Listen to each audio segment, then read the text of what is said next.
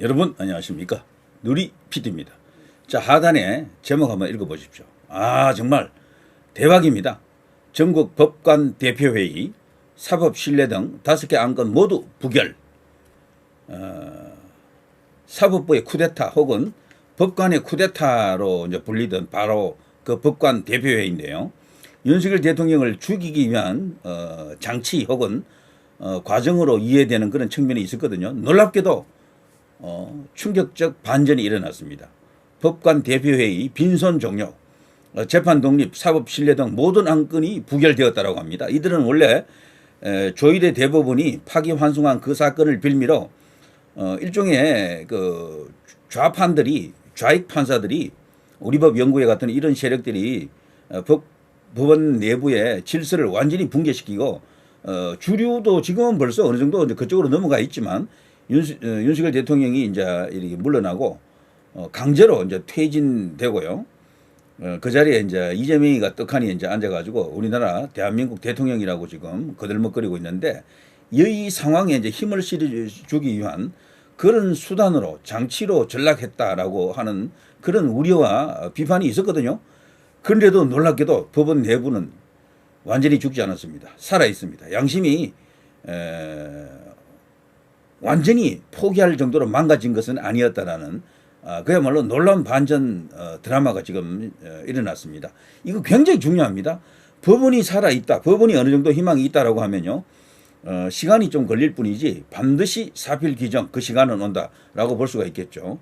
정말 이걸 우리 지금 언론들이 일제히 지금 쏟아내고 있습니다. 이 특보로 지금 쏟아내고 이 속보로 쏟아내고 있는데요.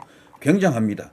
이 이제 나와 있는 기사들을 보니까요, 그 밑에 딸린 네이버 댓글을 보니까 크크크크크 이러면서 대통령 호소인이 부립니다. 안동댐에서, 안동댐 난리 났습니다. 이런 게 있고요. 결론은 대통령에 대한 기소들은 전부 불법적이고 정치적이었다. 이것을 이제 법관들도 인정한 것이다. 그렇죠. 사법 개혁의 신호탄이 드디어 터졌다. 지금 이재명은요, 사법부까지도 다 장악해버리면 이제 아무런 희망이 없다. 국내적으로는 오로지 이제 외국에서, 미국에서 큰 것 한 방 오는 것 외에는 아무런 기댈 희망도 언덕도 없어지는 겁니다. 그런데 지금 법관이 만일에 살아있다, 법원이 만일에 어느 정도 균형을 잡아준다 그러면 이건 또 이야기가 달라집니다. 자, 이런 어떤 놀라운 네이버 댓글들을 보면서 끝난 게 아니다, 희망은 있다라는 것을 다시금 실감하게 됩니다. 자, 많은 기사가 쏟아졌는데 말이죠. 내용을 조금 보겠습니다. 전국 법관 대표회의가 6월 30일 이재명 대통령의 대선 후보 시절 대법원 판결로 촉발된 사법부 안팎 논란을 논의했지만 의견을 모으지 못하고 종료됐다라고 합니다.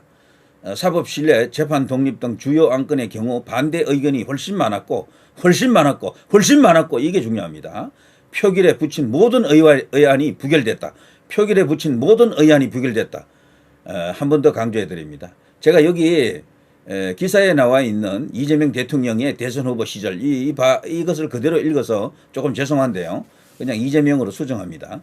자, 전국 법관 대표회의는요, 오전 10시 온라인 원격 회의 방식으로 임시회의를 열었습니다. 5개 의안을 논의하고 표결을 진행했지만 어느 안도 의결 요건을 충족하지 못했다라고 밝히고 있습니다. 그리고 이날 임시회의는 법관 대표 전체 126명 가운데 90명이 참석해서 2시간가량 진행이 됐다라고 하네요. 회의에서는 공정한 재판과 사법부의 신뢰, 재판 독립 침해 우려 등에 대해 7개 안건이 제시됐고요. 중복된 안건에 대한 수정을 거쳐 5개 의안이 최종적으로 표결에 붙여졌죠.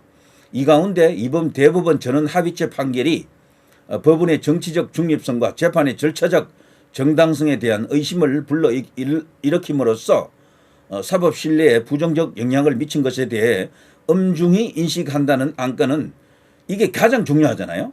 이건 윤석열 대통령 죽이기에 이제 끝판왕급 그런 의제인데요. 이 안건은 참석 법관 대표 90명 가운데 찬성이 고작 29명, 반대 56명으로 거의 2대1로 압도적인 수치로 부결시켰습니다. 와, 이거는 진짜 우리 판사들이 살아있다는 것을 보여줍니다. 박수 쳐야 됩니다. 우리 법 연구회 그리고 국제인권법 연구회 같은 그런 좌판만 있는 것이 아니다. 아직 법원 내부에는 올곧은 판사들이 이렇게 많다라는 것을 보여준다. 자, 또 판결에 대한 비판을 넘어 판결한 법관에 대한 특검, 탄핵, 청문 절차 등을 진행하는 것은 사법권 독립을 심각하게 침해하는 것임을 천명하고 재발 방지를 촉구한다는 안건은 90명 중 찬성 16명, 반대 67명으로 부결됐습니다. 굉장합니다.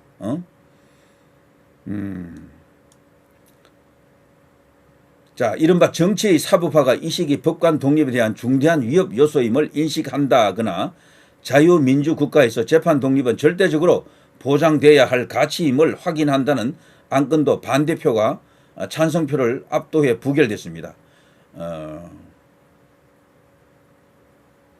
자유민주국가에서 재판 독립은 절대적으로 보장돼야 할 가치임을 확인한다.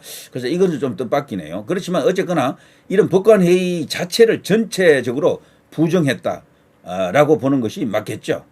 자, 법관 대표회의가 향후 관련 분과위원회를 통해 제도 개선안에 대한 연구와 논의를 하기로 한다는 안건도 90명 중 찬성 26명, 반대 57명으로 전부 부결됐습니다.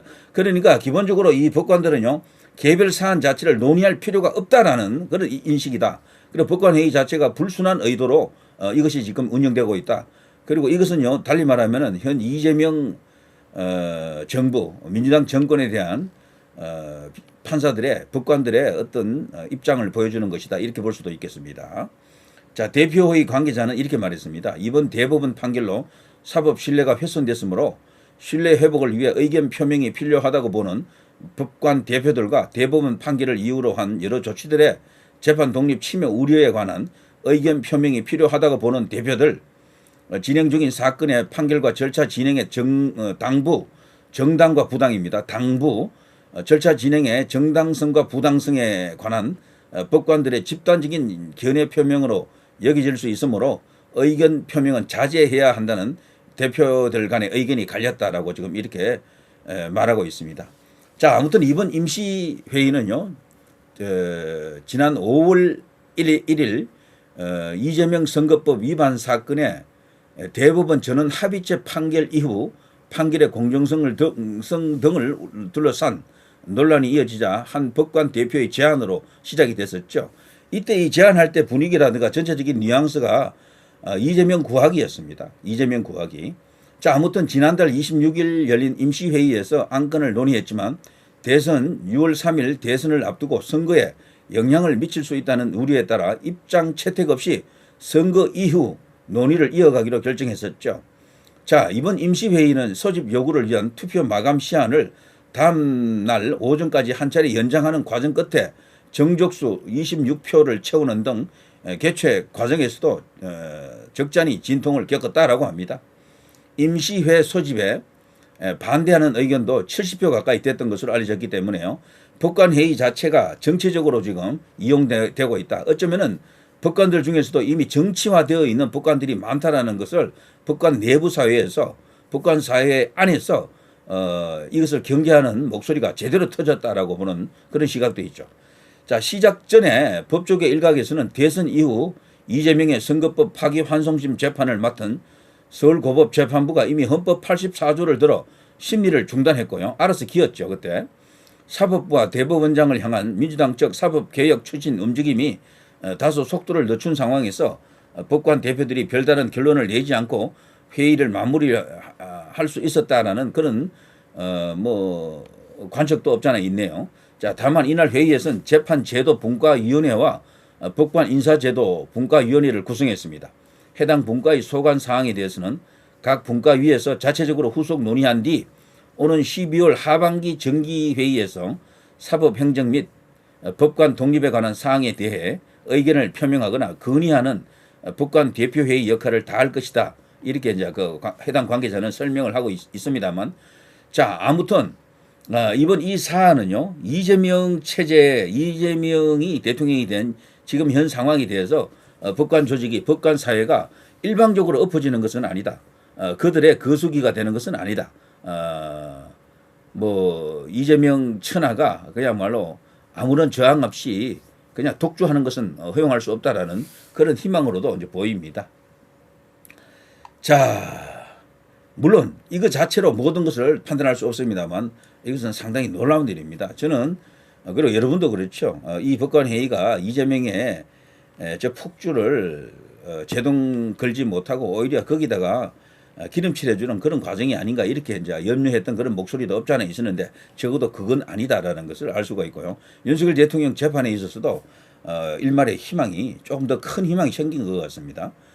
내란 혐의 저 재판 굉장히 큰 재판인데 지금 저기 특검들은요 그 재판을 외환까지도 지금 같이 병합을 하려 하더라고요. 내란 외환입니다. 외환이 뭐겠습니까? 전쟁을 일으키려고 했다라고 하는 거죠. 북한으로 하여금 전쟁을 일으키도록 유도했다라고 지금 그런 식으로 몰아붙이고 있는데 그거 내란 외환이 이제 적용이 되면은 그거는 빼박 뭐 가장 중형이 이제 이렇게 뭐 구형되거나 선고됩니다. 인정이 되면은 그런 속에서 이 사법부가 법관들이 이렇게 어느 정도 균형에 대한 그런 인식이 있다, 균형감을 갖고 있다, 정의 구현에 대한 최소한의 의지가 있다라는 것을 확인했기 때문에 충분히 앞으로 좋은 결과도 예상이 된다 이렇게 볼 수가 있겠죠. 자, 갈 길은 멉니다만 어쨌거나 굉장히 반가운 그러면서도 희망이 생긴 그런 결과가 아닌가 싶습니다. 자, 누리 PD 김준희였습니다.